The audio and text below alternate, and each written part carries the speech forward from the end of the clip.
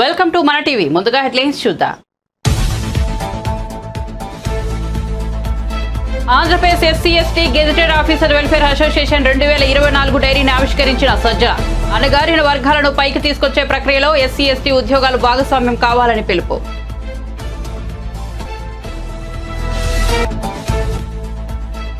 పవన్ కళ్యాణ్ సమక్షంలో పార్టీలో చేరిన జానీ మాస్టర్. కండువా కప్పి పార్టీలోకి ఆహ్వానించిన జనసేనాని. కొన్ని రోజులుగా ప్రజా సమస్యలపై పోరాడుతున్న కొరియోగ్రాఫర్.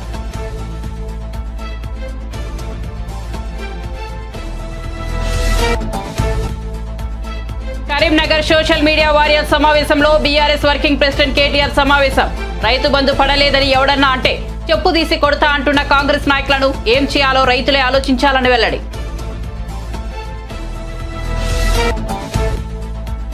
ఉప్పల్ స్టేడియంలో రేపటి నుండి జరగబోయే India England test cricket match. Test match కోసం పటిష్టమైన భద్రతా ఏర్పాట్లు చేశామన్న రాచకొండ సిపి సుధీర్ బాబు.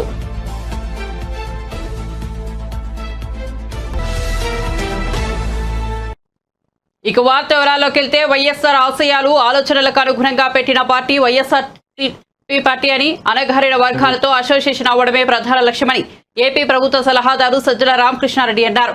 బుధవారం ఆయన Andhra Pradesh SC ST gazetted officers welfare association 2024 డైరీని ఆవిష్కరించారు. ఈ సందర్భంగా మాట్లాడుతూ సీఎం జగన్ అంబేద్కర్ విగ్రహం ఏర్పాటు చేసి తన చిత్తశుద్ధి నిరూపించుకున్నారన్నారు.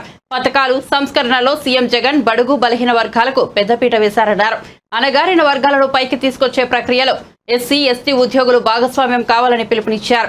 గత ప్రభుత్వాలు వెనుకబడిన తరగతుల కోసం ఖర్చు చేసిందేమీ లేదన్నారు. సంపన్నులతో పోటీపడే స్థాయికి అన్ని వర్గాలను తీర్చిదిద్దిన ఘనత సీఎం జగన్ కే దక్కిందన్నారు. సచివాలయ ఉద్యోగాల్లో 80% బీసీ ఎస్టీ ఎస్సీ దక్కాయన్నారు. మేనిఫెస్టోలో లేనివి కూడా సీఎం జగన్ అమలు చేశారని సజ్జల పేర్కొన్నారు. ఉపన్యాసంలో మీరు ఉంటే కూడా అంటరాంతరం ఈ రోజు రూపాలు మార్చుకొని డిఫరెంట్ రూపాల్లో ఉంది. దాన్ని బ్రేక్ చేయాలి. అంటరాంతరం వివిధ రూపాల్లో ఉండి పేదలకు అందుబాటులో లేకుండా ఏ సౌకర్యం నేను అంటరాంతరానికి మేము దూరం చేశాం, అస్పృశ్యతకు దూరము లేదా సమసమాజం దిశగా అడుగులు వేస్తున్నామంటే దొల్లతనమే అవుతుంది. అట్లా కాదు.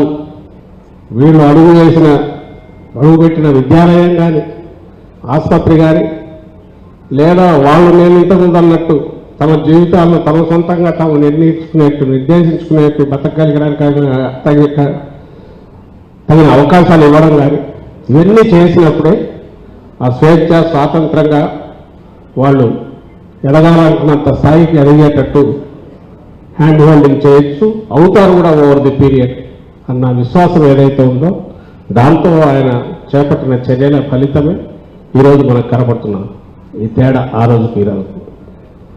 సో ఇవన్నీ మీరు గమనించాల్సిందిగా కోరుతూ చైతన్యవంతులైన అధికారులుగా మీరు కింద జనంలోకి తీసుకెళ్లాల్సిందిగా కోరుతూ మీ సమస్యలకు సంబంధించి రెగ్యులర్ నాయకులు ముఖ్యంగా సునీల్ కానీ రమణ కానీ వీళ్ళు టచ్లో ఉంటున్నారు.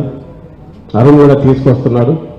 ఇప్పుడు మీరు అడిగినవి జెన్యూన్ నేను వాటిని కూడా నా వంతు ప్రయత్నం చేసి వాటిని పరిష్కారం నేను ప్రయత్నం చేస్తాను. Correct. I wish you all the best. మీరు మీ కుటుంబాలు బాగుండాలి. మీరు మీ జాతి అభివృద్ధికి మీ శక్తి మేరకు మీ చుట్టూ ఉన్న వాళ్ళు మీ బంధువులు ఎవరైనా సరే కొంచెం కింద వాళ్ళు పైకి తీసుకోవడానికి ప్రయత్నం చేయండి. అలా చేయడం ద్వారా జగన్మోహన్ రెడ్డి గారు తలపెట్టిన యజ్ఞంలో మీరు కూడా పార్టిసిపేట్ నేను కోరుతూ సెలవు తీసుకుంటున్నాను. ఏపీలో పార్టీలు బీజేపీతో కుమ్మక్కై రాజకీయాలు చేస్తున్నాయని పీసీసీ అధ్యక్షురాలు షర్మిల ఆరోపించారు. విశాఖలో కాంగ్రెస్ కార్యకర్తల సమావేశంలో పాల్గొన్న ఆమె మరోసారి జగన్ పై విమర్శలు గుప్పించారు. ప్రతిపక్ష నేతగా హోదాపై పోరాటాలు చేసిన జగన్ అధికారంలోకి వచ్చాక రాష్ట్ర ప్రయోజనాలను బీజేపీ వద్ద తాకట్టు పెట్టారని విమర్శించారు. మాత్రం బీజేపీకి అసలు ఎవరికి కనిపించకుండానే తెర వెనకాలనే పొత్తులు పెట్టుకొని ఆంధ్ర రాష్ట్ర ప్రజలను మోసం చేసిందన్న మాట అవాస్తవం కాదు. ప్రతిపక్ష నాయకుడిగా జగనన్న గారు ఎన్నిసార్లు ప్రతిరోజు ప్రత్యేక హోదా గురించి మాట్లాడారు. ప్రతిపక్ష నాయకునిగా చంద్రబాబు గారు ముఖ్యమంత్రిగా ఉండగా ప్రతిపక్ష నాయకుడిగా జగనన్న గారు ఎన్నో నిరాహార దీక్షలు చేశారు స్పెషల్ స్టేటస్ కోసం. ఆ రోజు జగనన్న గారు అన్న మాట మూకుమ్మడిగా అందరు ఎంపీలు రాజీనామా చేద్దాం, అప్పుడు బీజేపీ పార్టీ ఎలా స్పెషల్ స్టేటస్ ఇవ్వదో చూద్దాం అన్నారు. ఆ తర్వాత ఎన్నికలు వస్తే స్పెషల్ స్టేటసే నినాదంగా తీసుకొని జగనన్న గారు మొత్తం ఎంపీలను నాకు ఇవ్వండి, నా ఎంపీలను గెలిపించండి, నా ప్రభుత్వాన్ని తీసుకురండి, కేంద్రంలో స్పెషల్ స్టేటస్ ఎలా రాదో చూద్దాము, కేంద్ర మెడలు వంచైనా సరే స్పెషల్ స్టేటస్ తీసుకొస్తామన్న మాట అవాస్తవమా? తీరా అధికారం లేకొచ్చినాక ఒక్కటంటే ఒక్కటైనా నిజమైన ఉద్యమం చేశాడా జగనన్న గారు? ఒక్కసారంటే ఒక్కసారైనా బీజేపీని నిలదీయడం కాదు కదా, కనీసం మాట వరుసకైనా స్పెషల్ స్టేటస్ ఏదండి అని ఒక్కసారైనా అడిగిన పాపాన పోలేదు. అసలు స్పెషల్ స్టేటస్ మనకు లేదు కదా, ఇప్పుడు స్పెషల్ ప్యాకేజీ కూడా లేదు. ఏమొచ్చింది విశాఖపట్నంకి? విశాఖపట్నం స్పెషల్ రైల్వే జోన్ చేస్తామన్నారు, ఇచ్చారా? ఉత్తరాంధ్రకు స్పెషల్ ప్యాకేజ్ అన్నారు, ఇచ్చారా? శుభ్రంగా ఉన్న ఉక్కు ఫ్యాక్టరీ, వైజాగ్ స్టీల్ ఫ్యాక్టరీ, అసలు వైజాగ్కే తలమానికం, అలాంటి దాన్ని తీసుకెళ్లి ఇప్పుడు సర్వనాశనం చేస్తున్నారు. ఇక్కడే ఉంది గన్నవరం పోర్టు. రాజశేఖర రెడ్డి గారు ఉన్నప్పుడు గన్నవరం పోర్టు ప్రభుత్వానికి కూడా ఒక స్టేక్ ఉండాలి అని చెప్పి రాజశేఖర రెడ్డి గారి ఆలోచన చేస్తే 30 ఏళ్ల తర్వాత మళ్ళీ గన్నవరం పోర్టు ప్రభుత్వం చేతుల్లోకి రావాలి అని రాజశేఖర రెడ్డి గారి దాన్ని అలా డిజైన్ చేస్తే ఇప్పటికే 15 సంవత్సరాలు అయిపోయింది. రాజశేఖర రెడ్డి గారు ఉంటుంటే ఆయన ప్లానే కనుక అమలై ఉంటే ఇంకొక 15 ఏళ్లకు ఆ గన్నవరం పోర్టు మళ్ళీ ప్రభుత్వం చేతికి వచ్చేది. అలాంటిది ఆయన కొడుకై ఉండి జగన్మోహన్ రెడ్డి గారు ఏం చేశారు? కేవలం 600 కోట్ల రూపాయలకు అదానికి మొత్తానికి అంటగట్టేశారు కదా గన్నవరం పోర్టు. ఇప్పుడు ప్రభుత్వానికి ఏ స్టేకు లేదు, ప్రభుత్వం చేతికి ఎప్పటికీ రాదు, పూర్తిగా అప్పనంగా అప్పగించేశారు. ఎవరి సొమ్మును అప్పగించారు? ప్రజల సొమ్ము కాదా? ఆంధ్ర రాష్ట్ర ప్రజల సొమ్ముని, ఆంధ్ర రాష్ట్ర ప్రజలని తాకట్టు పెట్టినట్టు కాదా? వీళ్ళ కుమ్మక్కు రాజకీయాల కోసం ఆంధ్ర రాష్ట్ర ప్రజలను తాకట్టు పెట్టారు. ఇది వాస్తవం వాస్తవం వాస్తవం. రాజశేఖర రెడ్డి గారు ముఖ్యమంత్రి ఉండగా 3 మిలియన్ టన్నులున్న ప్రాజెక్టుని రాజశేఖర రెడ్డి గారు 7.5 మిలియన్ టన్నుల ప్రాజెక్టుగా చేస్తే ఇప్పుడేమో ఇప్పుడున్న ప్రభుత్వాలు, రాష్ట్ర ప్రభుత్వాలు, కేంద్ర ప్రభుత్వాలు మొత్తం ప్రాజెక్టునే నిర్వీర్యం చేస్తున్నాయి.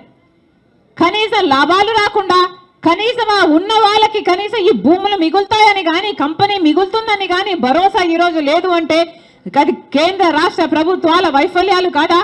కాంగ్రెస్ పార్టీ అధికారం లేకొచ్చిన రోజున రాహుల్ గాంధీ గారు మొట్టమొదటి వాగ్దానం, మొట్టమొదటి సంతకం ప్రత్యేక హోదా మీద ఫైల్ మీదనే పెడతానన్న. అందుకే మరొక్కసారి కాంగ్రెస్ పార్టీలో ఉన్న కార్యకర్తలందరూ, నాయకులందరూ ఈరోజు సైనికులుగా పనిచేయాల్సిన అవసరం ఉంది. అప్పుడు చూద్దాం ఎందుకు కాంగ్రెస్ పార్టీ అధికారంలోకి రాదో, అప్పుడు చూద్దాం ఎందుకు మనకు స్పెషల్ స్టేటస్ రాదు. ఈ ఎన్నికల కోసం ఇంతగా పని చేయడానికి, ఎంత దూరమైనా పని చేయడానికి నేను రెడీ. మీరు రాజ్యసభ ఎన్నికల కోసమే తన రాజీనామాను ఇప్పుడు ఆమోదించారని టీడీపీ నేత గంటా శ్రీనివాసరావు ఆరోపించారు. విశాఖలో ఆయన మాట్లాడారు. తనపై ఉన్న కేసుల వల్లే విశాఖ స్టీల్ ప్లాంట్ కోసం ప్రధానితో జగన్ మాట్లాడలేదన్నారు. ఆయన చిత్తశుద్ధితో ప్రయత్నిస్తే స్టీల్ ప్లాంట్కు ఈ పరిస్థితి వచ్చేది కాదని చెప్పారు. తెలుగు వాడికి ఒక ఆత్మగౌరవం, దీన్ని ఎట్టి పరిస్థితుల్లో కూడా ప్రైవేట్ చేయడానికి వీల్లేదు. మీరు మైన్స్ అలొకేట్ చేయండి, లేకపోతే ఇంకేదైనా ఆల్టర్నేటివ్ దానికి సొల్యూషన్ చెప్పండి, ఫైనాన్షియల్ అసిస్టెన్స్ ఇవ్వండి అని చెప్పని ముఖ్యమంత్రి హోదాలో ఏ రోజన్నా ఒక్కసారైనా మోడీ గారిని అడుగుంటే ఈరోజు ఈ పరిస్థితి వచ్చి ఉండేది కాదు. ఎక్కడా దీంట్లో కండిషన్స్ కానీ లేకపోతే ఇంకోటి లేకుండా ఏదైతే వాళ్ళు కావాలన్నారో ఆ విధంగా వాళ్ళు కోరుకున్న ఫార్మెట్లో తెలుగు, ఇంగ్లీష్ అన్ని భాషల్లో కూడా వాళ్ళకి ఆ రాజీనామా పత్రాన్ని సమర్పించడం జరిగింది. అంటే ఎగ్జాక్ట్గా 21 ఫిబ్రవరి 12 అంటే 2 సంవత్సరాల 11 నెలల, మరి దాదాపు ఇంకొక 15-20 డేస్లో 3 ఇయర్స్ కంప్లీట్ అవుతుంది నేను రాజీనామా చేసి. అంటే ఈ 3 ఇయర్స్లో మధ్యలో ఆయన పర్సనల్గా కలిసాం, ఆయన ఇంటికి వెళ్ళి ఫోన్ ద్వారా రిక్వెస్ట్ చేశాం. కాకపోతే అక్కడ స్పీకర్ గారు కూడా ఆయన హెల్ప్లెస్నెస్ తెలియజేశారు. ఆయన చేతిలో ఏముంది మనందరికీ తెలిసిన విషయమే. ఏం చేయాలన్నా మళ్ళీ ముఖ్యమంత్రి గారి దానికి కన్సెంట్ ఇవ్వాలి. స్పీకర్ గారు సర్వస్వతంత్రులు యాక్చువల్గా అయితే, కానీ ఈ సిస్టంలో స్పీకర్ గారి చేతిలో ఏమి లేకుండా అది కూడా ముఖ్యమంత్రి గారు కనుసన్నల మేరకు నడుచుకునే సిస్టమ్ ఈరోజు ఈ రాష్ట్రంలో నడుస్తుంది. కాబట్టి స్పీకర్ గారు ముఖ్యమంత్రి గారి ఆదేశాలు లేవని చెప్పని ఆయన రాజీనామాని ఆమోదించలేదు. Okay right, ఆమోదించలేదు.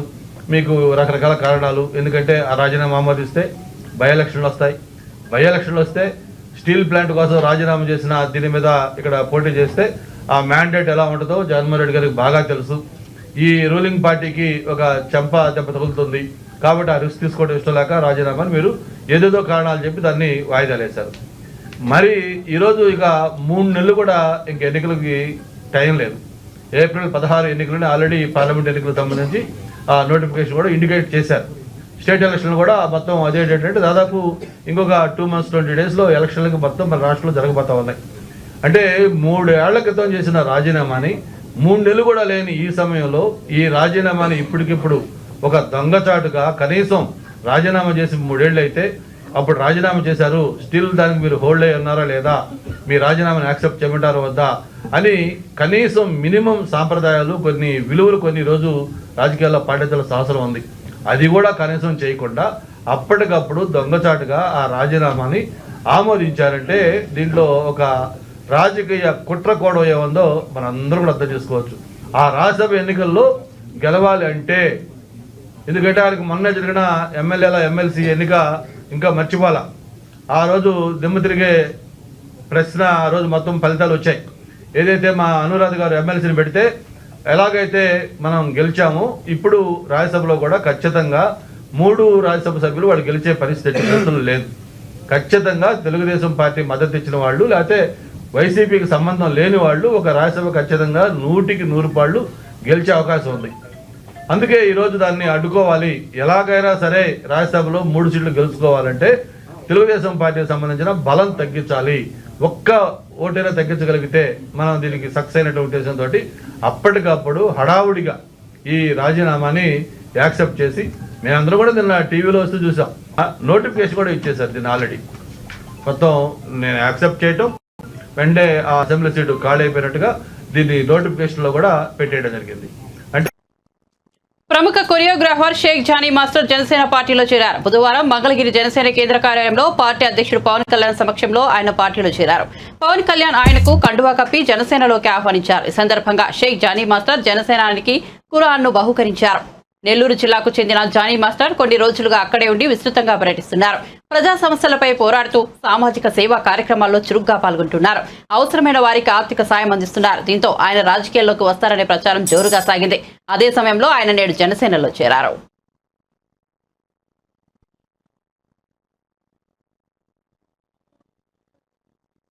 సీఎం రేవంత్ రెడ్డిని కలవడంతో వస్తున్న వదంతులపై దుబ్బాక ఎమ్మెల్యే కొత్త ప్రభాకర్ రెడ్డి స్పందించారు. సీఎం రేవంత్ రెడ్డిని కలవడంలో తప్పేముంది అని ప్రశ్నించారు. తనపై హత్యాయత్నం జరిగిన తర్వాత కూడా తన గన్మెన్లను కుదించడం పట్ల వారి పనివేళలో మార్పుల పట్ల రాష్ట్ర ఇంటెలిజెన్స్ ఐజీని కలిశానని ఆయన తెలిపారు. అదే విషయమై ముఖ్యమంత్రిని కలిశానని వివరించారు. హైదరాబాద్ లోని తెలంగాణ భవన్లో నిర్వహించిన ప్రెస్ మీట్ లో Patancheru MLA Gudem Mahipal Reddy, Narsapur MLA Sunitha Laxma Reddy, Zaheerabad MLA Manik రావుతో కలిసి కొత్త ప్రభాకర్ రెడ్డి మీడియాతో మాట్లాడారు. జనరల్ గా పోయినాము. మాకు కాన్స్టిట్యున్సీకి సంబంధించి నేను మొన్నటి వరకు 10 ఏళ్ళు ఎంపీగా పనిచేసిన. మాకు మొత్తం జిల్లాలో ఎక్కడెక్కడ ఏం సమస్యలు ఉన్నాయి ఆ సమస్యల మీద నలుగురం కలిసి పోయినాము. మాకు కూడా తెలుసు ఏ కాన్స్టిట్యున్సీలో ఏ ఇబ్బందులు ఉంటాయి. పోయి మరి మా కాన్స్టిట్యున్సీలో ఈ ఇబ్బందులు ఉన్నాయి. నాకు మొన్న దుబ్బాక ఎమ్మెల్యే నిలబడ్డా. మరి దుబ్బాకలో నాకు ఒకటి మరి రెవెన్యూ డివిజన్ కావాలి, కొన్ని రోడ్లకు డబ్బులు కావాలి. ఇవన్నీ ఇవ్వాలని చెప్పి మరి నేను గౌరవ ముఖ్యమంత్రి గారిని రేవంత్ రెడ్డి గారిని కలిస్తే దాన్ని పెద్ద రాజకీయం చేసి పార్టీలకు వెళ్ళి పోతున్నారు.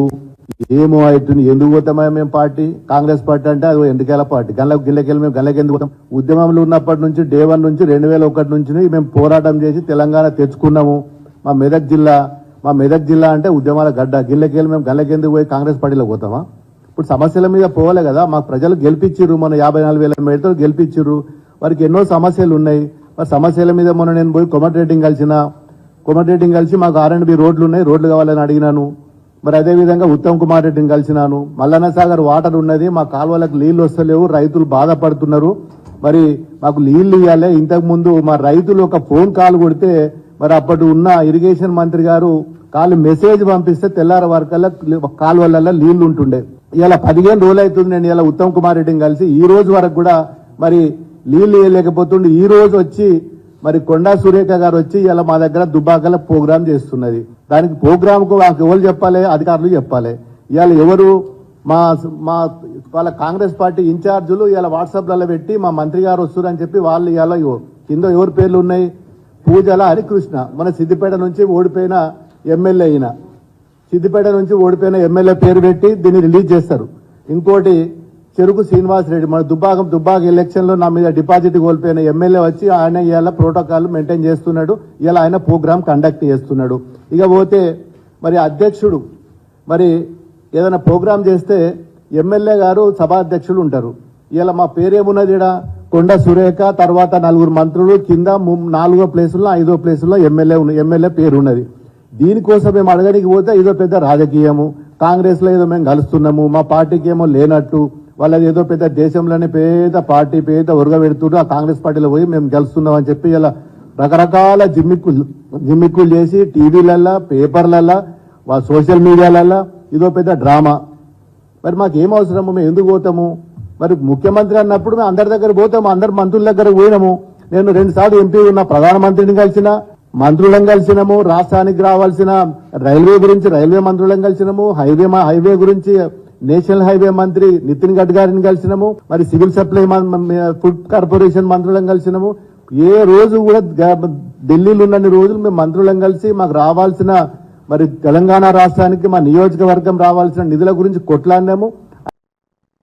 సీఎం రేవంత్ రెడ్డి ప్రజాకర్షక పాలన చూసి కేటీఆర్ తట్టుకోలేకపోతున్నాడని మాజీ ఎమ్మెల్యే జగ్గారెడ్డి ఘాటు వ్యాఖ్యలు చేశారు. ఆయన గాంధీభవన్లో మీడియాతో మాట్లాడుతూ తమ గతం గురించి మాట్లాడితే తాము కూడా గత బీఆర్ఎస్ ప్రభుత్వం చేసిన అరాచకాలు అవినీతిపై బరాబర్ మాట్లాడతామని అన్నారు. గతంలో సీఎంలుగా చేసిన వారు పలు పార్టీలు మారలేదా అని ప్రశ్నించారు.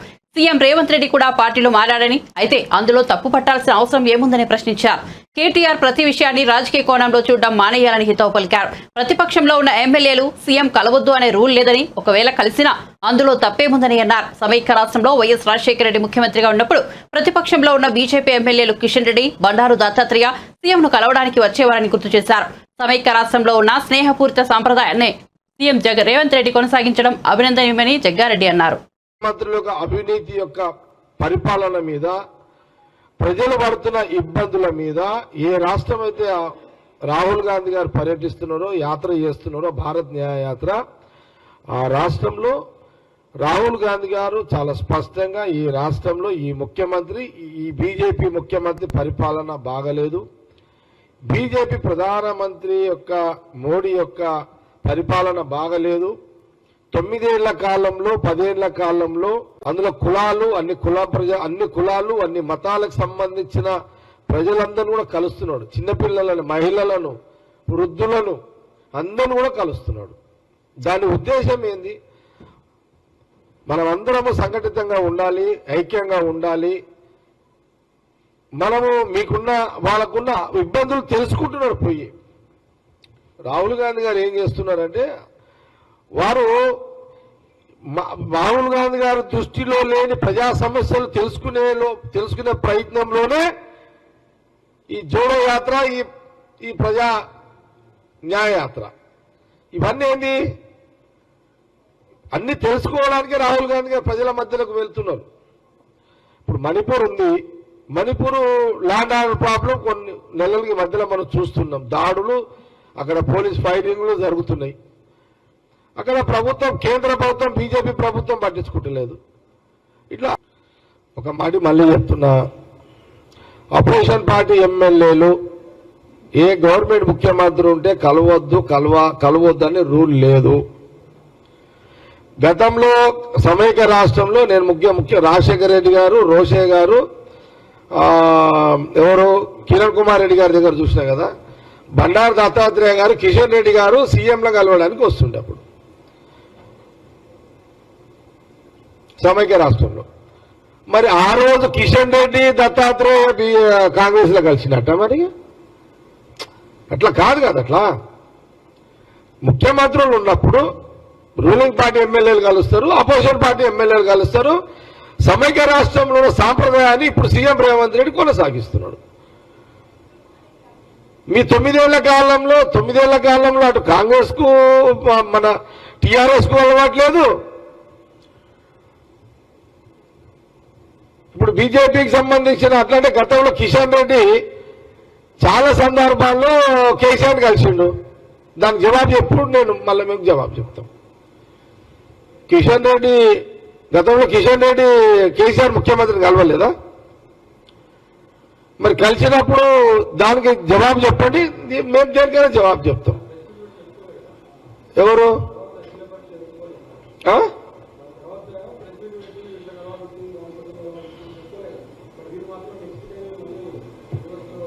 బతికిస్తున్నాం తెలంగాణలో. వాళ్ళు చంపిన తెలంగాణలో రాష్ట్ర విభజనలో వాళ్ళు చంపిన ప్రజాస్వామ్యాన్ని మళ్ళా కాంగ్రెస్ పార్టీ అధికారం వచ్చిన తర్వాత మళ్ళీ మేము కాంగ్రెస్ పార్టీ అధికారం వచ్చిన తర్వాత మళ్ళా ప్రజాస్వామ్యానికి ప్రాణం పోసినాము, ఊపిరి పోసినాము, మళ్ళా బతికిచ్చినాం మేము. సీఎం జగన్ వైనాట్ 175 వెనుక దొంగ ఓట్ల ద్వారా లబ్ధి పొందాలని కుట్ర దాగి ఉందని బీజేపీ రాష్ట్ర అధ్యక్షులు పురంధేశ్వరి ఆరోపించారు. విజయవాడలో గావుచలో అభియాన్ ఆమె ప్రారంభించారు. ఓటర్ల జాబితాలో వైఎస్ఆర్సీపీ ఎన్నో అక్రమాలకు పాల్పడుతోందన్నారు.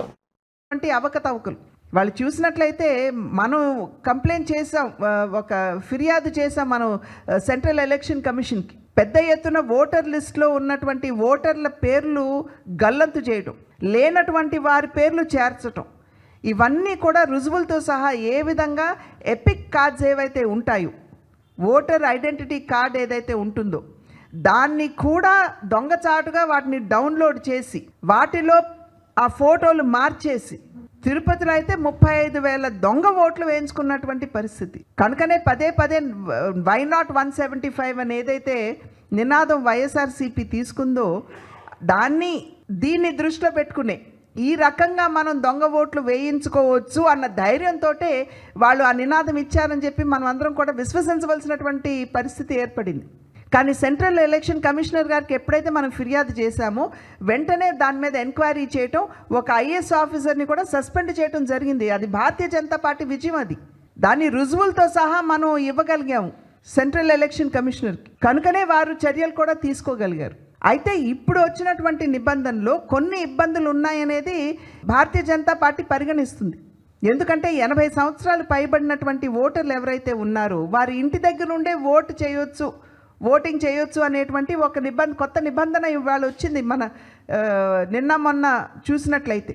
కానీ భారతీయ జనతా పార్టీ ప్రశ్నించేది ఏమిటంటే, ఎవరు వేయించుతారు ఈ ఓట్లు? వాలంటీర్లు వేయించుతారా?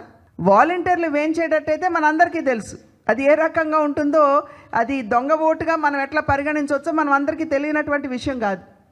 కనుక దీనిని ఖచ్చితంగా Bharatiya Janata Party chief election commissioner దృష్టికి తీసుకుని వెళ్ళి ఈ వాలంటీర్ మాధ్యమంగా జరిగేటట్టయితే దీన్ని మనం యాక్సెప్ట్ చేసేటువంటి పరిస్థితి లేదు అని చెప్పి ఖచ్చితంగా వారికి తెలియజేస్తాం. మనం దేశవ్యాప్తంగా చేస్తున్నాం కదా అంటే దేశవ్యాప్తంగా వాలంటీర్ వ్యవస్థ లేదే, మన రాష్ట్రంలో ఉన్నది. ఓటర్ల బదిలీ, ఇప్పుడు కొంతమంది వైఎస్ఆర్సీపీ అభ్యర్థులు ఎవరైతే ఉన్నారో వారిని ఒక నియోజకవర్గం నుండి ఇంకో నియోజకవర్గానికి మార్చినటువంటి పరిస్థితి మన రాష్ట్రంలో చూస్తున్నాం. కానీ వారేం చేస్తున్నారు, వారికి చాలా దగ్గరైనటువంటి ఓటర్లు ఎవరైతే ఉన్నారో అది 10,000 మంది కావచ్చు, 15,000 మంది కావచ్చు, వాళ్ళ ఓటు కూడా వారు మార్చుకోవచ్చు అనేటువంటి నిబంధన ఏదైతే ఉందో దాన్ని వినియోగించుకుని వారికి అనుకూలమైనటువంటి వారిని అందరినీ కూడా పాత నియోజకవర్గం నుండి ఇవాళ కొత్త నియోజకవర్గంలో వారిని అందరినీ కూడా నమోదు చేసేటువంటి ప్రక్రియ ఇవాళ వారు చేస్తున్నారు. దీన్ని కూడా భారతీయ జనతా పార్టీ ఆక్షేపిస్తుంది. ఎందుకంటే ఎప్పుడైతే ఆ రకంగా చేస్తారో మరి మనందరికీ తెలుసు ఫలితాలు ఎలా వస్తాయన్నది. కనుక దీన్ని కూడా భారతీయ జనతా పార్టీ ఆక్షేపిస్తుంది. ఇది కూడా సెంట్రల్ ఎలక్షన్ కమిషన్ దృష్టికి తీసుకువెళ్ళాలి అని చెప్పి నిర్ణయించడం జరిగింది. ఎన్నికలు చేరువవుతున్నటువంటి సందర్భంలో ఓటర్ తిరుమల శ్రీవారిని టీమిండియా మాజీ క్రికెటర్ కృష్ణమాచారి శ్రీకాంత్ దర్శించుకున్నారు. వీఐపీ ప్రారంభ దర్శన సమయంలో ఆయన సతీ సమేతంగా స్వామివారి సేవలో పాల్గొన్నారు. టీటీడీ ఆలయ అధికారులు ఆయనకు స్వాగతం పలికి దర్శన ఏర్పాట్లు చేశారు. దర్శనానంతరం స్వామివారి తీర్థ ప్రసాదాలను అందజేశారు.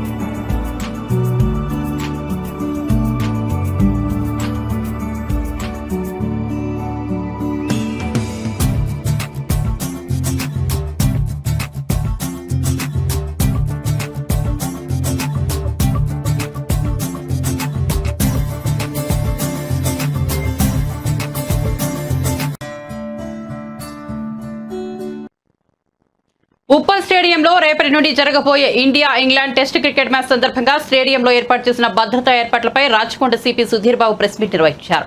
ఈ సందర్భంగా సిపి సుధీర్ బాబు మాట్లాడుతూ 1500 మంది పోలీసులతో మ్యాచ్ కు బందోబస్తు ఏర్పాటు చేయడం జరిగిందని, ఇందులో ఆక్టోపస్ బలగాలతో పాటు 100 షీటీ మఫ్టీలో తిరుగుతాయని సుధీర్ బాబు తెలిపారు.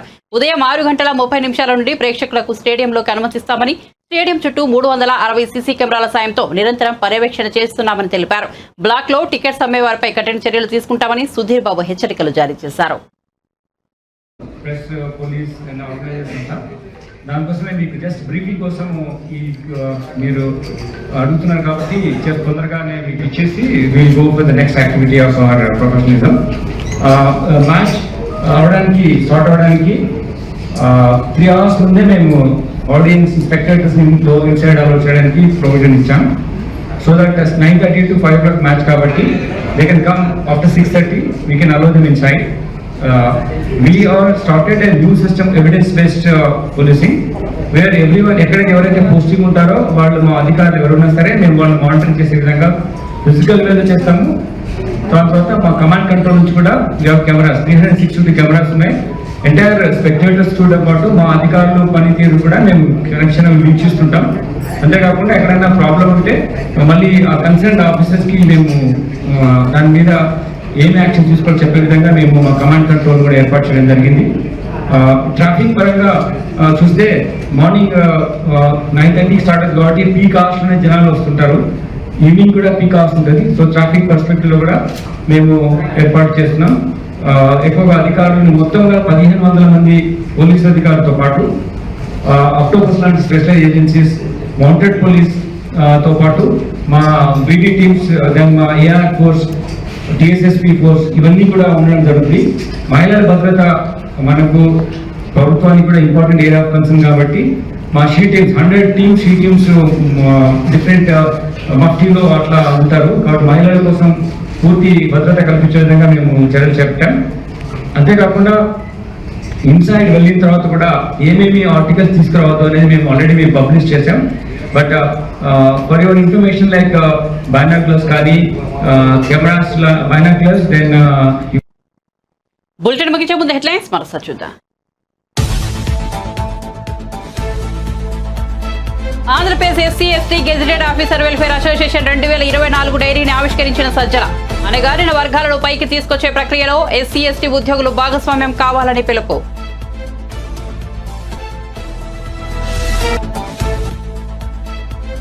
పవన్ కళ్యాణ్ సమక్షంలో పార్టీలో చేరిన జానీ మాస్టర్. కండువా కప్పి పార్టీలోకి ఆహ్వానించిన జనసేనాని. కొన్ని రోజులుగా ప్రజా సమస్యలపై పోరాడుతున్న కొరియోగ్రాఫర్.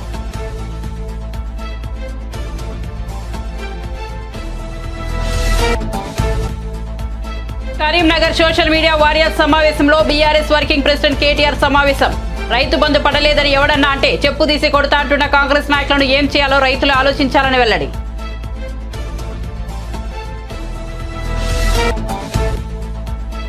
ఉప్పల్ స్టేడియంలో రేపటి నుండి జరగబోయే ఇండియా ఇంగ్లాండ్ టెస్ట్ మ్యాచ్ కోసం పటిష్టమైన భద్రతా ఏర్పాట్లు చేసిన రాచకొండ సిపి సుధీర్ బాబు.